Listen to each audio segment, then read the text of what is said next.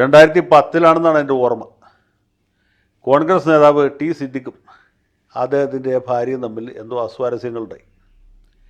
ആ സ്ത്രീ സിദ്ദിഖിനെതിരായിട്ട് ആരോപണങ്ങൾ ഉന്നയിച്ചു.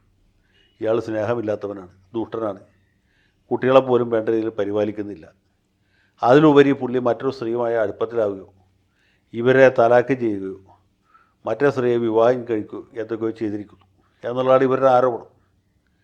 കോൺഗ്രസിലെ ഗ്രൂപ്പ് വഴക്കമായിട്ട് ഇതിന് ബന്ധമുണ്ട് എന്നാണ് കരുതപ്പെടുന്നത്. ഇപ്പോഴും അങ്ങനെ തന്നെ കരുതുന്നത്. അന്ന് പാർലമെൻറ്റ് അംഗമായിരുന്ന ഒരു മുതിർന്ന നേതാവാണ് ഈ ആരോപണത്തിൻ്റെ പിന്നിലെന്നും അന്യതാ കേസ് കൊടുക്കാനോ കോടതിയിൽ പോകാനോ പോലീസ് സ്റ്റേഷൻ കയറാനോ താല്പര്യമില്ലാത്ത സിദ്ദിഖിൻ്റെ ഭാര്യയെ കൊണ്ട് ഈ നേരത്തെ പറഞ്ഞ നേതാവ് കേസ് കൊടുപ്പിച്ചാണ് എന്നൊക്കെ കേട്ടു. അതേ തുടർന്ന് VM സുധീരൻ സിദ്ദിഖിനെ പാർട്ടിയുടെ തിരഞ്ഞെടുക്കപ്പെട്ട സ്ഥാനങ്ങളിൽ നിന്ന് നീക്കം ചെയ്തു. ഡിവൈഎഫ്ഐക്കാർ സിദ്ദിഖിൻ്റെ വീട്ടുപടിയിലേക്ക് ഒരു വലിയ പ്രതിഷേധ മാർച്ച് സംഘടിപ്പിച്ചു. ഏതായാലും വൈകാതെ സിദ്ദിഖ് ഭാര്യയുമായിട്ട് ഒത്തുതീർപ്പാക്കി. അവരെ പൂർണ്ണമായിട്ട് ഒഴിവാക്കി അവർക്ക് കൊടുക്കാനുള്ള മഹറോ അത് പണമോ പൊന്നോ എന്താ വെച്ചാൽ അത് കൊടുത്ത് തടി സലാമത്താക്കി. അതിനുശേഷം അദ്ദേഹത്തിന് നഷ്ടപ്പെട്ട സാധനങ്ങളൊക്കെ തിരിച്ചു കൊടുത്തു. പിന്നീട് പുള്ളി കോഴിക്കോട് DCC പ്രസിഡൻ്റായി, പിന്നെ MLA ആയി. ഇപ്പോൾ അങ്ങനെ MLA ആയിട്ട് പരിശോധിക്കും. ഇപ്പം ഇത് പറഞ്ഞതെന്താ വെച്ചാൽ സിദ്ദിഖിനെ ആക്ഷേപിക്കാൻ വേണ്ടിയിട്ടല്ല. അന്ന് സിദ്ദിഖിൻ്റെ വീട്ടിലേക്ക് നടന്ന ആ പ്രതിഷേധ മാർച്ച്, ഡിവൈഎഫ്ഐയുടെ പ്രതിഷേധ മാർച്ച് ഉദ്ഘാടനം ചെയ്ത് ഡിവൈഎഫ്ഐയുടെ അഖില ലോക പ്രസിഡൻ്റായിരുന്ന ഇപ്പോൾ നമ്മുടെ മരാമത്ത് മന്ത്രിയായിട്ടിരിക്കുന്ന സഖാവ് മുഹമ്മദ് റിയാസായിരുന്നു. ഇത് കഴിഞ്ഞ് ഒരാഴ്ച അല്ലെങ്കിൽ ഒരു മാസത്തിനകത്ത് ഈ റിയാസിൻ്റെ ഭാര്യ ഇതിനേക്കാൾ മോശപ്പെട്ട ആരോപണങ്ങൾ ഉന്നയിച്ചുകൊണ്ട് പുള്ളിക്കെതിരെ മജിസ്ട്രേറ്റ് കോടതിയിൽ കേസ് കൊടുത്തു. അപ്പോൾ സിദ്ദിഖിന് വേണമെങ്കിൽ കോൺഗ്രസ്സുകാരെ സംഘടിപ്പിച്ച് റിയാസിൻ്റെ വീട്ടുപടിയിലേക്ക് ജാഥ നടത്തിക്കായിരുന്നു. പിന്നെ സിദ്ദിഖ് മാന്യനായതുകൊണ്ട്, അല്ലെങ്കിൽ റിയാസിനെ പോലെ തൊട്ടി അല്ലാത്തതുകൊണ്ട് പുള്ളി ആ വൃത്തികേടിന് പോയില്ല എന്ന് മാത്രമേ ഉള്ളൂ. ഇപ്പോൾ ഇത് ഓർക്കാൻ കാര്യമെന്ന് വെച്ചാൽ നമ്മുടെ രാഹുൽ മാങ്കൂട്ടത്തിൽ യൂത്ത് കോൺഗ്രസിൻ്റെ അനിഷേധ്യ നേതാവായി വളർന്നു വരുന്ന സമയത്ത് ഈ ചെക്കൻ ഇങ്ങനെ പോയാൽ ശരിയാവില്ല എന്ന് ബോധ്യപ്പെട്ട മാർക്സിസ്റ്റുകാർ ഇവൻ എവിടെയെങ്കിലും ഇട്ട് പിടിക്കണമല്ലോ എന്ന് വിചാരിച്ച് അന്വേഷിച്ചിറക്കുമ്പോഴാണ് ഇവൻ ഒരു കാറിലാണ് യാത്ര ചെയ്യുന്നത് എന്ന് കണ്ടെത്തി. യൂത്ത് കോൺഗ്രസിൻ്റെ സംസ്ഥാന പ്രസിഡന്റ് KSRTC ബസ്സിൽ മാത്രമേ യാത്ര ചെയ്യാവൂ, അല്ലെങ്കിൽ കാളവണ്ടിയിൽ കയറി പോകണം എന്നൊരു സ്ഥലത്തും പറഞ്ഞിട്ടില്ല. കോൺഗ്രസിൻ്റെ ഭരണഘടനയിലുമില്ല, ഇന്ത്യൻ ഭരണഘടനയിലുമില്ല. രാഹുൽ മാങ്കൂട്ടം അത്യാവശ്യം ജീവിക്കാൻ ചുറ്റുപാടുള്ളൊരു വീട്ടിലെ അംഗമാണ്. അങ്ങനെയുള്ളവർക്ക് രാഷ്ട്രീയത്തിൽ, പ്രത്യേകിച്ച് കോൺഗ്രസ് രാഷ്ട്രീയത്തിൽ പിടിച്ചേക്കാൻ പറ്റും. അപ്പോൾ എവിടെ നിന്നൊക്കെ സമാഹരിച്ച പൈസ കൊണ്ടാണ് പുള്ളി ഒരു കാർ വാങ്ങിച്ചത്. അപ്പോൾ മാർക്സിസ്റ്റുകാരുടെ വിഷമം എന്ന് വെച്ചാൽ ഈ കാറിൻ്റെ രജിസ്റ്റേർഡ് ഓണർ ആരാണ്, ഇത് ബാങ്കിൽ നിന്ന് വായ്പയുണ്ട്, വായ്പ ഉണ്ടെങ്കിൽ ആ വായ്പ എങ്ങനെയാണ് തിരിച്ചടയ്ക്കുന്നത്, ഇത് തിരിച്ചടയ്ക്കാനുള്ള സാമ്പത്തിക സ്രോതസ് ഏതാണ്, ഇങ്ങനെ ഒരുപാട് ചോദ്യാവലി തയ്യാറാക്കിയിട്ട് ഇവർ നാട്ടിലെമ്പാട് പ്രചരിപ്പിച്ചു. രാഹുൽ മാങ്കൂട്ടമൊന്നും മൈൻഡ് ചെയ്തില്ല.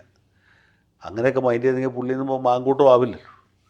അതിനുശേഷം പിന്നെ മാർക്സിസ്റ്റുകാരുടെ കഴിവുകൊണ്ട് അദ്ദേഹത്തെ പോലീസ് അറസ്റ്റ് ചെയ്യും, അദ്ദേഹം പുറത്തു വരികയും പുള്ളി ഒരു വീരനായകനായിട്ട് മാറുകയും പിന്നെ നമുക്കറിയാവുന്ന പോലെ കഴിഞ്ഞ ഉപതെരഞ്ഞെടുപ്പിൽ പാലക്കാട്ട് നിന്ന് ജയിച്ച MLA വെച്ചു.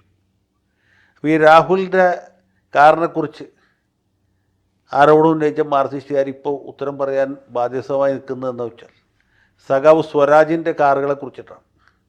അദ്ദേഹം തിരഞ്ഞെടുപ്പിൽ മത്സരിക്കുമ്പോൾ അവിടെ ഒരു ഡിക്ലറേഷൻ കൊടുക്കണം. വസ്തുവകൾ എത്രയാണ്, കയ്യിലുള്ള പണം എത്രയാണ്, ബാങ്കിലുള്ള എത്രയാണ്, ഭാര്യയുടെ പേരിൽ എത്രയുണ്ട്, ഏതേത് സർവേ നമ്പറുകളിൽ ഭൂമിയുണ്ട് എന്നൊക്കെ വ്യക്തമാക്കണം. അങ്ങനെ വ്യക്തമാക്കിക്കൊണ്ട് സഖാവ് ഒരു സത്യവാങ്മൂലം സമർപ്പിച്ചപ്പോൾ അതിൻ്റെ അകത്ത് ഡീറ്റെയിൽസ് കൊടുത്തു. അത് പ്രകാരം പുള്ളിയുടെ പേരിൽ കാറില്ല, സ്കൂട്ടറില്ല, മോട്ടോർ സൈക്കിളില്ല, കാളവണ്ടി പോലുമില്ല. ഒരു കാളവണ്ടിയില്ലാത്ത ഒരു സ്ഥാനാർത്ഥിയാണ് സഖാവ് സ്വരാജ്. അദ്ദേഹത്തിൻ്റെ ഭാര്യയുടെ പേരിൽ ഒരു ഫോർഡ് ഫിഗോ ഉണ്ട്, അതിൻ്റെ വില ഏതാണ്ട് 4,14,000 രൂപയാണ് എന്ന് പറയും.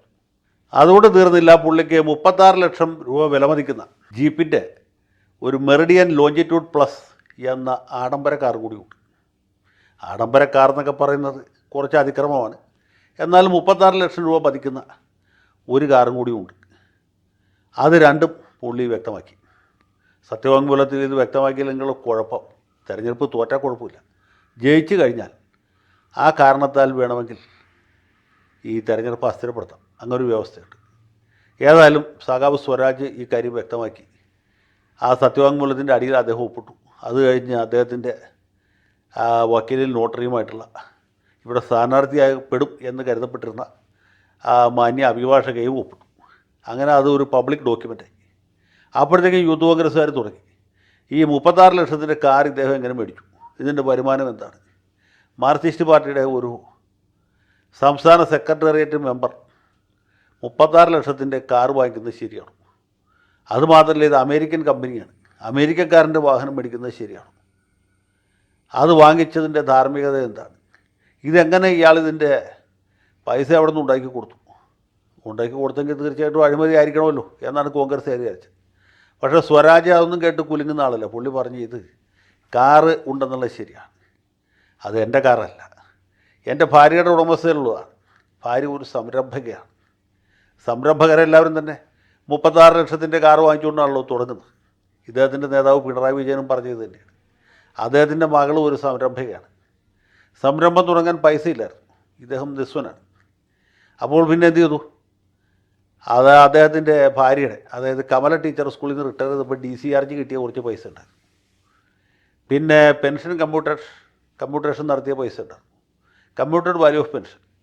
പിന്നെ DCRG, അതായത് ഡെത്ത് കം റിട്ടയർമെൻറ്റ് ഗ്രാറ്റുവിറ്റി. ഇത് രണ്ടും കൂടി ചേർത്ത് കുറച്ച് പൈസ ഉണ്ടായിരുന്നു. പിന്നെ കുറച്ച് സ്വർണ്ണപ്പണ്ടം ഉണ്ടായിരുന്നു. പിന്നെ പരിചയക്കാരുടെ അടുത്തു നിന്നൊക്കെ 10,000-50,000 ഒക്കെ ഇട്ട് കൈവായ്പ വാങ്ങിച്ചു. ആ പൈസ കൊണ്ടാണ് ആ ബാംഗ്ലൂരിൽ സ്വന്തമായിട്ടൊരു സ്ഥാപനം ആരംഭിച്ചത്. പിന്നെ കരിമണൽ കർത്താവിൻ്റെയൊക്കെ അകൈതവുമായ പിന്തുണ കൊണ്ട് അത് ഒരുമാതിരി പച്ച പിടിച്ചു എന്ന് മാത്രമേ ഉള്ളൂ. അപ്പോൾ ഇങ്ങനെയാണ് ആ വീണ വിജയൻ എക്സാലോജിക്ക് തുടങ്ങിയതെങ്കിൽ ഏതാണ്ട് ഇതേ രീതിയിൽ തന്നെയാണ് സ്വരാജിൻ്റെ ഭാര്യ 36 ലക്ഷത്തിൻ്റെ ഒരു കാർ വാങ്ങിയത്. പിന്നെ വേറൊരു കാര്യമുണ്ട്, ഈ സാധാരണ സഖാക്കളെ പോലെ ഒരു രക്തഹാരം അങ്ങോട്ടും ഒരു രക്തഹാരം ഇങ്ങോട്ടും ഇട്ട് കല്യാണം കഴിച്ച ആളല്ല സഖാവ് സ്വരാജ്. എൻ്റെ ഓർമ്മയിൽ അദ്ദേഹത്തിൻ്റെ വിവാഹം നടന്നത് തൃശ്ശൂർ വിഖ്യാതമായ കൗസ്തുഭം ഓഡിറ്റോറിയത്തിലാണ്. അന്ന് ലുലുവിൻ്റെ കൺവെൻഷൻ സെൻറ്റർ ആയിട്ടില്ല. അതുകൊണ്ടാണ് കൗസ്തുഭത്തിൽ നടത്തിയത്. ഏറ്റവും വിശാലമായ ഒരു ഓഡിറ്റോറിയമാണ് കൗസ്തുഭം. പെണ്ണിൻ്റെ വീട്ടുകാരാണ് അതിൻ്റെ കംപ്ലീറ്റ് ചിലവ് വഹിച്ചത്. ആ നാദസ്വരമേളത്തോടും 4 നില പന്തലോട് കൂടിയിട്ടാണ്, പിന്നെ 4 കൂട്ടം പായസത്തോടുകൂടിയിട്ടാണ് പുള്ളി കല്യാണം കഴിച്ചത്. അതിൻ്റെ സഖാക്കളെപ്പോലെ ഒരു രക്തഹാരം അങ്ങോട്ടും ഒരു രക്തഹാരം ഇങ്ങോട്ടും ഇട്ട് കഴിച്ച ആളല്ല. ഇദ്ദേഹത്തിൻ്റെ ഭാര്യ വീട്ടുകാർ നല്ല സാമ്പത്തിക സ്ഥിതിയുള്ളവരാണ്. ഭാര്യ മഹാസമ്പന്നയാണ്. അപ്പോൾ സമ്പന്നയായ ഭാര്യയ്ക്ക് കടം കൊടുക്കാനായിട്ട് ആളുണ്ട്. ആരെ കൊടുത്തേ? ഫെഡറൽ ബാങ്കിൻ്റെ എടപ്പള്ളി ശാഖയിൽ നിന്ന് കടമെടുത്തിട്ടാണ് ഈ കാർ വാങ്ങിയത്. അങ്ങനെ കടം കൊണ്ട കാറിലാണ് പാവപ്പെട്ട ഈ MLA പദമോഹി സഞ്ചരിക്കുന്നത്. അപ്പോൾ ഭാര്യയ്ക്ക് കാശുണ്ടെങ്കിൽ സഖാക്കന്മാർക്ക് കാർ മേടിക്കാൻ പാടില്ല എന്ന് കമ്മ്യൂണിസ്റ്റ് മാനിഫെസ്റ്റോയിൽ പറഞ്ഞിട്ടുണ്ടോ? ഇല്ല. മൂലധനത്തിൽ പറഞ്ഞിട്ടുണ്ടോ? ഇല്ല. മാർക്സിസ്റ്റ് പാർട്ടിയുടെ ഭരണഘടനയിൽ പറഞ്ഞിട്ടുണ്ടോ? ഒട്ടും പറഞ്ഞിട്ടില്ല. ഇന്ത്യൻ ഭരണഘടനയിൽ പറഞ്ഞിട്ടുണ്ടോ? പറഞ്ഞിട്ടേ ഇല്ല. അപ്പോൾ അതുകൊണ്ട് സഖാവ് സ്വരാജ് 36 ലക്ഷത്തിൻ്റെ കാറ് യാത്ര ചെയ്യുന്നു, അത് ഉപയോഗിക്കുന്നു എന്ന് പറയുന്നതിൽ യാതൊരു അർത്ഥവുമില്ല. അദ്ദേഹം 36 ലക്ഷത്തിൻ്റെ കാർ കൊടുത്തിട്ട് ഇനി 64 ലക്ഷത്തിൻ്റെ മേടിച്ചാലും ഈ കോൺഗ്രസ്സുകാർക്ക് കണ്ണി കടിക്കാമെന്നല്ലാണ്ട് വല്ല കാര്യമുണ്ട്? അദ്ദേഹം എന്തെങ്കിലുമൊക്കെ യാത്ര ചെയ്യട്ടെന്നേ. ഇവിടെ ഈ എറണാകുളത്ത് കൊച്ചി നഗരപരിധിയിൽപ്പെട്ട ഒരു സഖാവ്, അയാൾ ഈ ഇന്ത്യൻ ഓയിൽ കോർപ്പറേഷൻ്റെ ബോട്ടിലിംഗ് യൂണിറ്റിൽ അവിടുത്തെ CIT യൂണിയൻ്റെ ജനറൽ സെക്രട്ടറിയായിട്ട് പ്രവർത്തിക്കുന്ന ആളാണ്. ആ മാന്യ അദ്ദേഹം മിനി കൂപ്പർ അടക്കം എത്ര ആഡംബര വാഹനങ്ങൾ വാങ്ങിയെന്ന് നിങ്ങൾക്കറിയാമോ? അത് വെച്ച് നോക്കുമ്പോൾ ഇവിടെ 5 കൊല്ലം MLA ആയിരുന്ന പാർട്ടിയുടെ സംസ്ഥാന സെക്രട്ടേറിയറ്റ് മെമ്പറായിരിക്കുന്ന ഒരു തീരെ വിപ്ലവകാരി വെറും 36 ലക്ഷത്തിൻ്റെ കാറിൽ യാത്ര ചെയ്യുന്ന അത്ര വലിയ തെറ്റൊന്നുമല്ല. അതൊക്കെ സത്യത്തിൽ നമ്മൾ അനുമോദിക്കേണ്ട കാര്യങ്ങളാണ്, അഭിനന്ദിക്കേണ്ട കാര്യങ്ങളാണ്. അതുകൊണ്ട് സഖാവ് സ്വരാജിൻ്റെ വിപ്ലവ അഭിവാദ്യങ്ങൾ നേരുന്നു. ഈ തെരഞ്ഞെടുപ്പ് കഴിയുമ്പോൾ ജയിച്ചാലും തോറ്റാലും ഇപ്പോഴുള്ള ഈ ചാണാപ്പുളി കാറ് കളഞ്ഞിട്ട് 1 കോടി 1.5 കോടിയോ വിലയുള്ള നല്ലൊരു കാർ മേടിക്കുക. വിദേശത്തു നിന്ന് ഇറക്കുമതി ചെയ്താലും കുഴപ്പമില്ല, അമേരിക്കക്കാരുടെ കാറാണ് ഏറ്റവും നല്ലത്.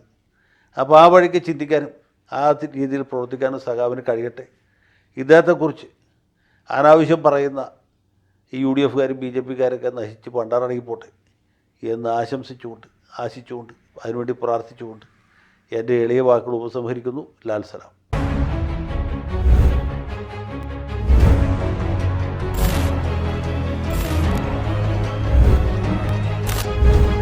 കൂടുതൽ വാർത്തകളും വിശേഷങ്ങളും നിങ്ങളിലേക്ക് എത്താൻ ABC മലയാളം സബ്സ്ക്രൈബ് ചെയ്യുക, ബെൽ ബട്ടണും അമർത്തുക.